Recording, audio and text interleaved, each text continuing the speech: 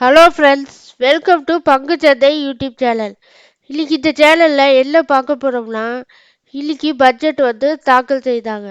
அதில் நம்ம பார்க்கக்கூடிய முக்கியமான அம்சங்கள் என்னென்ன. முதலாவதாக பார்த்தீங்கன்னா, இன்னைக்கு பட்ஜெட்னால பங்குச்சந்தை வீழ்ச்சி அடைந்திருக்கு. அடுத்ததா பட்ஜெட்னால முதலீட்டாளர்களுக்கு வந்த சோதனை என்ன. புதிய வருமான வரியில் வந்தது மாற்றம். சம்பளதாரர்களுக்கு வந்தது நல்ல செய்தி. அது என்ன செய்தி? இந்த செய்திகள்லாம் பார்க்கறதுக்கு முன்னாடி இந்த வீடியோவை ஸ்கிப் பண்ணாமல் பாருங்கள். அப்போ தான் நாங்கள் சொல்லப்பட்ட செய்திகள்லாம் உங்களுக்கு முழுமையாக புரியும். அதுக்கு முன்னாடி எங்களுடைய சேனலுக்கு லைக் பண்ணி சப்ஸ்கிரைப் பண்ணுங்கள். இப்போ வாங்க வீடியோக்குள்ளே போகலாம். இன்று மத்திய பட்ஜெட் தாக்கல் செய்யப்பட்ட நிலையில் ஆரம்பமே சரிவுடன் ஆரம்பித்த பங்கு சந்தை பட்ஜெட் அறிவிப்புகள் முழுமையாக முடியும் முன்பே பார்த்தீங்கன்னா சென்செக்ஸ் 700 புள்ளிகளை இழந்து கடும் சரிவுடன் தான் இருந்தது. நாங்கள் வீடியோ எடுக்கும்போது இந்த புள்ளிகளில் இருந்தது. அடுத்ததாக பார்த்தீங்கன்னா நிதியமைச்சர் நிர்மலா சீதாராமன் தனது மத்திய பட்ஜெட் 2024 உரையின் போது பத்திர பரிவர்த்தனை வரியை எஸ்டிடி உயர்த்துவதற்கான முன்மொழியப்பட்ட அறிவிப்பை தொடர்ந்து இந்திய பங்குச்சந்தை வீழ்ச்சியை தழுவியுள்ளன. குறிப்பாக பார்த்தீங்கன்னா பெஞ்ச்மார்க் பிஎஸ்சி சென்செக்ஸ் 900 புள்ளிகளுக்கு மேல் சரிந்து 79,515.64 குறைந்தது. இது 1.23% அல்லது 986.44 புள்ளிகள் இழப்பு மற்றும் என்எஸ்சி நிப்டி 24,300 புள்ளிகளுக்கு கீழே சரிந்தது. பத்திர பரிவர்த்தனை வரி என்றால் என்னன்னு பார்ப்போம்.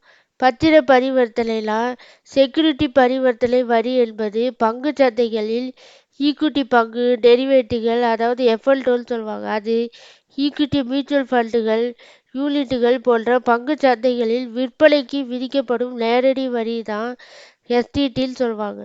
இந்த புதிய யூனியன் பட்ஜெட் 2024 பத்திர பரிவர்த்தனை வரி விகிதம் திருத்தப்பட்டு தற்போது பார்த்தீங்கன்னா 0.02% அதிகரித்திருக்காங்க. பாதுகாப்பில் பரிவர்த்தனை மதிப்பில் மேல் எஸ்டிடி செலுத்தப்படுகிறது.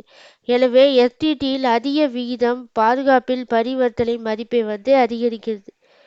இது பார்த்தீங்கன்னா பங்குகளை வாங்குவதற்கான தேவையை குறைத்து அவற்றை விற்பதற்கான தேவையை அதிகரித்திருக்கு. இந்த காரணத்தினால பங்குச்சந்தை இன்னைக்கு வீழ்ச்சி அடைவதற்கு ஒரு முக்கிய காரணமாக இருந்திருக்கு. அடுத்ததா புதிய வருமான வரியில் வந்தது மாற்றம். இது சம்பளதாரர்களுக்கு வந்தது ஒரு நல்ல செய்தி. அது என்ன செய்தி? இன்னைக்கு புதிய வரி விதிப்பில் சம்பளம் பெறும் ஊழியர்கள் ரூபாய் 17,500 வரை வருமான வரியை சேமிக்க முடியும்னு நிர்மலா சீதாராமன் ஒரு அறிவிப்பு கொடுத்துருக்காங்க. பழைய வரி விதிப்பு என்னன்னா ரூபாய் 0 முதல் ரூபாய் 2,50,000 வரை 0% வரியாக இருந்தது. ரூபாய் 2,50,001 முதல் ரூபாய் 5,00,000 வரை 5% வரியாகவும், ரூபாய் 5,01,000 முதல் 10,00,000 வரை 20% வரியாகவும், ரூபாய் 10,00,000க்கு மேல் 30% வரியாகவும் பழைய வரி இருந்தது. இப்போ பார்த்தீங்கன்னா இன்னைக்கு பட்ஜெட் தாக்கல் செய்த நிர்மலா சீதாராமன் ஒரு வழியாக பார்த்தீங்கன்னா எதிர்பார்த்த புதிய வருமான வரியில் கீழான சலுகை மாற்றி அமைச்சிருக்காங்க. நிதியமைச்சர் நிர்மலா சீதாராமன் அறிவிப்பின்படி புதிய வரிமுறைக்கான வரி விதிப்புகள் என்னென்னு பார்க்கலாம். 0 முதல் 3 லட்சம் வரை 0 வரியாகவும், 3 முதல் 7 லட்சம் வரை 5% வரியாகவும், 7 முதல் 10 லட்சம் வரை 10% வரியாகவும், 10 லட்சம் முதல் 12 லட்சம் வரை 15% வரியாகவும், 12 லட்சம் முதல் 15 லட்சம் வரை 20% வரியாகவும் வரி விதிப்பை மாற்றி அமைச்சிருக்காங்க.